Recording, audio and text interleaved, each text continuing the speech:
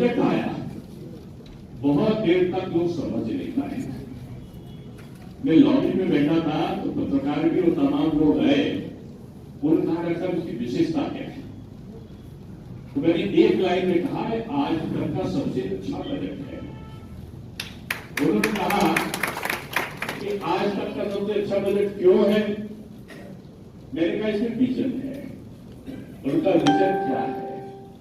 मैंने कहा इसमें भविष्य की रूपरेखा है। जैसे आप लोग करते हो ना कि लड़की की शादी करना है तो 10 साल बाद लड़की की शादी में हमको 50 लाख रुपए की जरूरत पड़ेगी, इतना 10 साल बचाना है। ये कहा मैंने कि जैसे शादी ब्याह के लिए बचत करनी पड़ती है, वैसे मोदी जी ने एक उत्सव मनाने का निर्णय लिया है। 2047 में भारत विकसित राष्ट्र बनेगा, डेवलप कंट्री। क्या कि डेवलप कंट्री का मतलब क्या हुआ? मेरा अपना उत्पादन, मेरा अपना उपभोग, मेरी अपनी जहाज का उत्पादन, मेरा अपना रक्षा का उत्पादन, मेरी अपनी ट्रेन का निर्माण, मेरा अपनी फसल का उत्पादन, मेरे अपने कपड़े का उत्पादन, मेरी अपनी कार का उत्पादन, मेरी अपनी सड़क का, मेरे अपने जहाज का, पानी का जहाज, जो कुछ होगा वो मेरा होगा। और जो कुछ मेरा है उसका उपयोग दुनिया करेगी और मुझे अपना सिर पर मानेगी। अब देखो भारत की प्रगति शुरू हो गई। भारत जब मोदी जी ने 2014 में संभाला था तो 2014 में भारत 11वें स्थान पर अर्थव्यवस्था पे था। और वही भारत एक समय उसके पहले के प्रधानमंत्री थे, भारत के पास खाने को नहीं बच रहा था।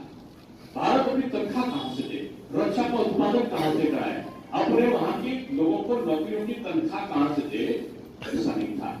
क्या करना पड़ा? भारत को जो अपना रिजर्व में सोना रखे ना, जैसे आप लोग अपने भविष्य काम करना हो तो कहीं अम्मा ने भी बचा लिया, कोई दादी ने बचा लिया, कोई घर में रख लेते थे, जब बदल दुख मुसीबत आएगी तो उसको बेच के हम अपनी इज्जत को बचा लेंगे। भारत की इज्जत थी ना, सोना हमारे रिजर्व में था। हमारे देश के प्रधानमंत्रियों ने उसको जो कांग्रेस थे उस सोने को बेच दिया और फिर अपने वहां की अर्थव्यवस्था को चलाया। लोग कहते थे कि जर्जर अर्थव्यवस्था भारत की है। भारत जिसके ऊपर वो दिखाते थे, जब भारत का कोई नागरिक जाता था अमेरिका में तो कहते थे ये भूखे नंगे भाटी आ गए, यहाँ के नौजवानों से बचाओ कि हमारे यहाँ के लोगों का भोजन ना खा जाए, भोजन। अब भारत क्या जाता है, कोई हाथ में कंप्यूटर के लिए भी नौजवान जब पढ़ने जाता है, पढ़ाने जाता है तो कहते हैं इन भारतीय नौजवानों भी अमेरिका के राष्ट्रपति ने दिया कि इंडियन से बचकर रहो। ये इंडियन जो युवा है कहीं ऐसा ना हो कि हमारे देश की युवाओं की नौकरी छीन ले। इतने ही होते हुए 10 साल में क्यों बदल गया सर? क्योंकि 10 साल में प्रधानमंत्री जो बना वो न झुकेंगे न झुकाएंगे, न डरेंगे न डराएंगे, न दबेंगे न दबाएंगे। इस प्रकार की मानसिकता के हो गए कि देश के प्रधानमंत्री राजीव गांधी कहते थे कि 100 रुपए भेजते हैं, 15 रुपए पूछते हैं। अब मोदी जी कहते हैं जनधन खाता को सबको आपके जो आधार कार्ड है उससे उन्होंने लिंक कर दिया और लिंक करने के बाद अब 100 रुपए भेजते हैं तो 100 के 100 रुपए भेजते हैं। यानी अगर आप लोग 6 लाख करोड़ रुपए जो भ्रष्टाचार में जाते थे वो जनता के पास पहुंचने लगा।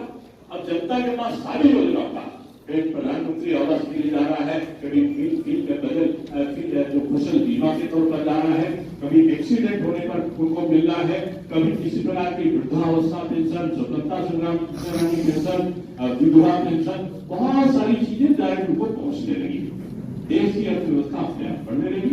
एकात्म मानववाद का सिद्धांत ही यही है, जो गरीब है तो थोड़ा ऊपर उठे, अभी उसका हाथ पकड़ ले और दोनों उनकी उन्नति हो जाए। 25 करोड़ लोग गरीबी की रेखा से ऊपर उठकर आ गए। ये बजट